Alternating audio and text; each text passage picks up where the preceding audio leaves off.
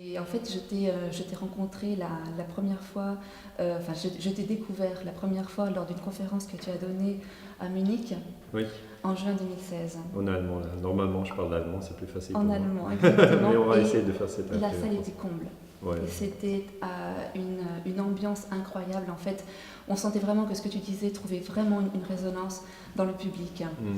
Et dernièrement, j'ai appris que tu avais donné également une petite conférence à Paris devant une cinquantaine de personnes. Et la première chose que tu as dit à propos de cette conférence, c'était que les réactions du public français sont complètement différentes. Tu es habitué à avoir des salles combles Ouais. en Suisse, en Autriche, en Allemagne. On sent que ce que tu dis est très important et a une résonance Ouais. dans le monde germanophone. Ouais. Pourquoi ce désert français? Pourquoi cette exception française encore une fois? C'est vrai ce que tu dis. Hier, j'ai eu une présentation ici à Vienne et il y en a eu, je pense, 300 personnes qui étaient là. Il y avait un intérêt. Les gens ils s'intéressent pour cette soi-disant guerre contre le terrorisme. Et ils se posent la question ici en Autriche, mais aussi en Suisse et en Allemagne, si c'est vraiment la vérité que les politiciens rencontrent, si vraiment les médias ils nous donnent les faits. Est-ce que la guerre contre la Libye, contre la Syrie, contre l'Afghanistan, est-ce que c'est justifié? Est-ce que c'est vrai qu'il faut faire la guerre? Voilà, c'est la question qui se pose. En Allemagne, il se pose la question en Suisse aussi, en Autriche aussi. Et tu viens de dire que j'ai été invité aussi en France, et c'est vrai, je suis y allé et j'ai fait une conférence à Paris il y a, je pense, 1 mois, 2 mois. Et il n'y avait pas beaucoup de monde, premièrement, et je pense que ça ressemble un peu à la... C'était en français. Sur le 11 septembre. C'était sur le 11 septembre, sur la lutte pour le pétrole, sur cette soi-disant guerre contre le terrorisme. Donc sur les 15 années qui sont passées depuis le 11 septembre. Et c'était un groupe qui s'appelle Reopen 9/11. C'est un groupe qui s'intéresse vraiment justement pour le 11 septembre, de savoir la vérité sur l'effondrement de la 3e tour, le World Trade Center 7, qui n'a pas été frappé par un avion, mais qui s'est écrasé ce jour-là. Et les gens ils se posent la question, mais pourquoi ces bâtiments s'écrasent? Parce quand même, on parle normalement qu'il y a eu 2 avions, ils ont frappé le World Trade Center 1, le World Trade Center 2, mais la 3e tour, elle n'a pas été frappée par un avion. Et donc normalement, j'ai l'impression qu'en France, beaucoup de gens ne le savent pas, mais les gens qui le savent, qui sont un petit groupe, ils ne sont pas dans les médias. Donc il me semble justement qu'en France, on a un état d'urgence. C'est justement la situation. Et les gens, ils ne sont pas prêts à poser les questions générales sur toute cette guerre contre le terrorisme. Je n'ai pas vu beaucoup de personnes, disons des historiens ou des intellectuels, qui sont là et qui disent il faut pas faire les guerres. Au contraire, j'ai vu un intellectuel français qui était vraiment là dans les médias. Il a dit il faut faire la guerre contre la Libye, c'est bien pour les droits de l'homme, c'est bien pour l'égalité et fraternité. Et je ne sais pas. Alors je ne comprends pas du tout. J'ai vraiment l'impression qu'en France, on a une situation complètement différente de celle qu'on trouve en Allemagne, où le mouvement pour la paix, je l'appelle comme ça, est beaucoup plus fort. Aussi en Suisse, il y a beaucoup de gens qui s'intéressent pour la paix et qui posent les questions. Et aussi ici en Autriche, qu'on est maintenant à Vienne, il y a beaucoup de gens qui ne veulent pas toutes ces guerres. Et en France, je ne comprends pas trop. Qu'est-ce que t'ont dit en fait la cinquantaine de personnes qui étaient là à t'écouter parler du 11 septembre et avoir en fait apporter une critique vraiment constructive sur la théorie qui est vraiment véhiculée par tous les médias? Oui. Est-ce qu'ils t'ont semblé, est-ce qu'ils donnent l'impression d'être quelque part des parias, d'être vraiment complètement en minorité? Ils sont clairement une minorité. Ouais, ça, c'est clair, mais c'est les gens qui ont du courage. Hein. C'est les gens qui ont du courage. Ce qui me frappe, c'est qu'ils sont très peu. Là, normalement, j'arrive, il y a une salle de 300, 400 personnes. Ce sont des jeunes plutôt? Oui, ce sont des jeunes. Ce sont des jeunes. Ce sont des jeunes. Nous, on a un Ce sont problème les jeunes de génération aussi. C'est les jeunes qui ne croient plus, qui se racontent à la télévision, qui ne croient plus, qui est écrit dans les journaux, qui s'informent sur l'Internet, qui sont très très bien informés et qui ne veulent pas la guerre. Mais j'ai posé la question, mais quand même, pourquoi est-ce que Sarkozy, est-ce qu'il a attaqué la Libye? Est-ce qu'il y a une sorte de proteste en France? Et les gens disent non, mais tout le monde était d'accord. Là, on a attaqué la Libye, c'était une bonne idée. Mais je dis, mais vous avez aussi attaqué l'Afghanistan en 2001, pourquoi vous avez fait ça? Les gens me disent, ouais, il fallait le faire. Et puis là, je dis, et la guerre contre la Syrie, pourquoi? Et puis il dit ça, la lutte contre le terrorisme. Et j'ai posé cette question et je trouve assez intéressant. Dans le 1940, l'Allemagne a occupé la France. Et là, les Français, ils ont résisté. Ils ont tué les Allemands qui étaient là. Et c'est très bien connu comme résistance.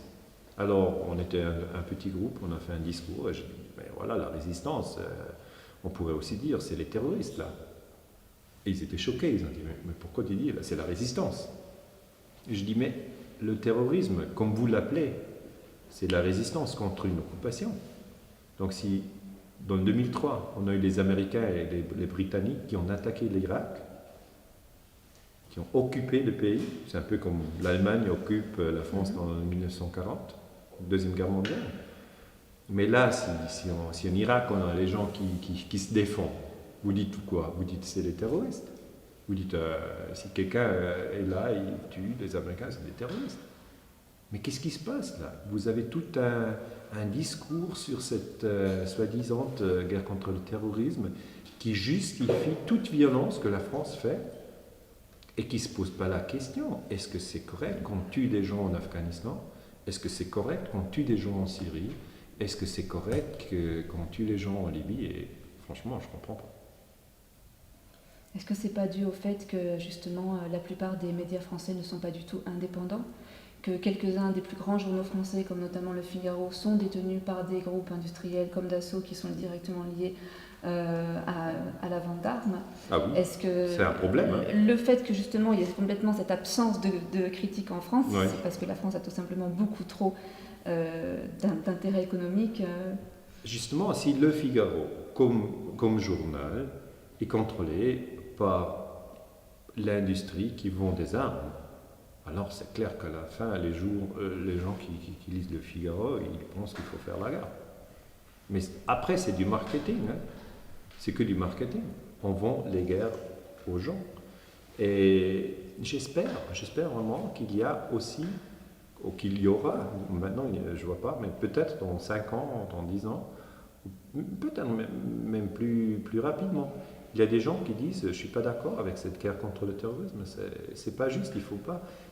Par exemple, il faut penser une fois, si en 2001, les Afghans, ils auraient attaqué la France, alors les Français, ce serait horrible, non? Les Français, ils ne veulent pas que les Afghans viennent en France pour mettre les bombes. Aussi, en 2011, la Libye aurait attaqué la France.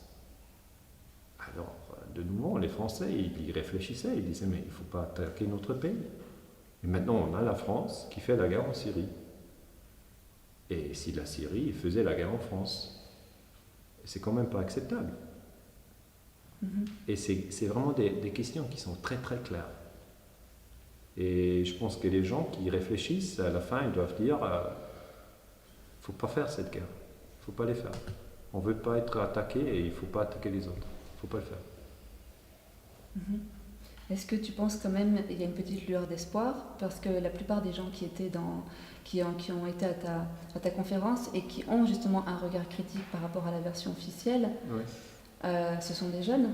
Oui, ce sont des dont jeunes. Les sources qui ont pour source d'information souvent Internet, d'autres médias alternatifs, alors qu'il y a vraiment un fossé effectivement avec la génération des plus de 50 ans qui a été bercée par l'idée de la France-Afrique, qui a été bercée par l'idée de la mission française de civilisation dans le monde.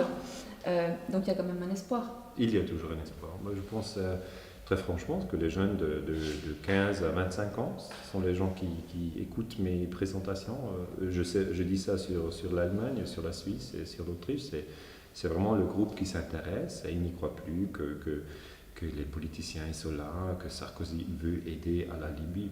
Ils disent, mais quel mensonge, pourquoi mes parents ils regardent ça la soir à la télévision, j'ai vraiment honte de le voir. Oui, à la télévision, c'est clair que c'est effectivement la version que l'on entend. Oui, mais elle n'est pas vraie. Moi, je suis convaincu que c'est des mensonges. Et les gens qui sont jeunes, ils voient très clairement que ce sont des mensonges. Mais pour les vieux, ils se sentent mieux de croire ça, c'est la vérité, parce que comme ça, ils peuvent aussi justifier ces guerres. Comment est-ce qu'on veut justifier une attaque française contre la Libye? Comment est-ce qu'on veut la justifier? Si on dit c'est pas pour un meilleur monde, hein, comment la justifier?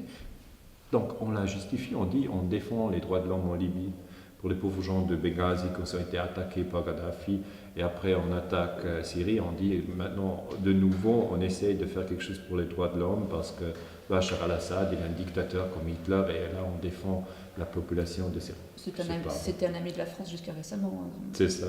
Et les amis, ça change très vite et si on fait la collaboration avec les terroristes, on dit que ce sont les rebelles. Donc alors c'est beaucoup d'hypocrisie et c'est beaucoup de violence et je pense que les jeunes de 15 à 25 ans, ils ne vont pas l'accepter. Est-ce que tu serais prêt à donner d'autres conférences en France? Pour moi, c'est un peu difficile avec les Français. Non, c'est parfait, c'est très clair. Mais je trouve c'est plus difficile pour moi de parler français. Et normalement, j'aime bien faire des conférences en allemand parce que je vis à Bâle, je fais mes conférences en allemand. Maintenant, aujourd'hui, je suis à Vienne. En décembre, 2 mois, je suis à Berlin, je vais être à Dresden, je fais plusieurs conférences. Je dis c'est possible que je vais faire une autre conférence en France, mais au moment, je me sens que la France n'est pas prête. La France n'est pas prête. Elle n'est pas prête. Quand je suis arrivé à la gare de Lyon avec le train, il y avait tout le militaire, et là, l'état d'urgence, les gens, il n'y a pas de réflexion sur les guerres contre le terrorisme. Je dois dire, maintenant je ne veux pas venir, peut-être, on va voir comme ça, quand ça s'organise dans le futur, peut-être on pourra faire une autre conférence à Paris avec plus de gens, plus de tolérance aussi, parce qu'il n'y a pas de tolérance. Il n'y a pas de tolérance pour une autre opinion. Et je dis ça, c'est pas la France de Voltaire, de Montesquieu, que moi j'ai enseigné à l'école. C'est pas la pluralité et les libres pensées et le respect et les droits de l'homme aussi.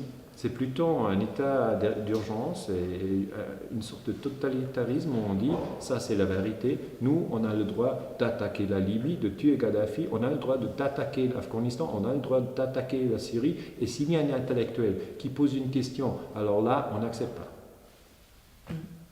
Je comprends pas. Daniele Ganza, merci. Merci. Ce que je peux nous souhaiter, c'est de vous retrouver un jour en France dans quelques années avec un public français bien plus nombreux et bien plus prêt qu'il est maintenant à entendre toutes ces vérités. Merci beaucoup. Merci.